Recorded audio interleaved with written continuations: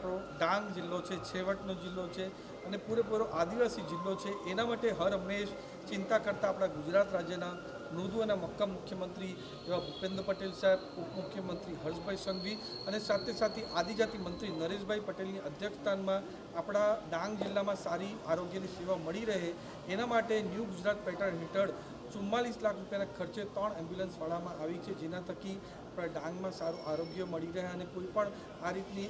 Urgent અને emergency સર્વિસની જરૂર પડે તો આ એમ્બ્યુલન્સનો ઉપયોગ થવામાં આવે એના માટે આજે 3 આપણી એમ્બ્યુલન્સ ગુજરાત સરકારના દ્વારા આપણા ડાંગ જિલ્લાને ફાળવવામાં આવી છે અને ખાસ કરીને અમારા ડાંગ જિલ્લા પંચાયતના પ્રમુખ રાજેશભાઈ ગામિત સાથે સાથે જ આપણા ડાંગના લોકલાડી ધારાસભ્ય વિજયભાઈની અધ્યક્ષસ્થાનમાં અને બધા જ અમારા ડાંગ જિલ્લા પંચાયત અને તાલુકા પંચાયતના બધા લોકોની હાજરીમાં આજે આ લોકાર્પણનો કાર્યક્રમ થયો છે। આગળના દિવસમાં પણ ડાંગ જિલ્લામાં સારો વિકાસના કામ થાય, સારા આરોગ્યની કામ થાય અને સારી રોજગારી મળે એના માટે સાથે મળીને બધા કામ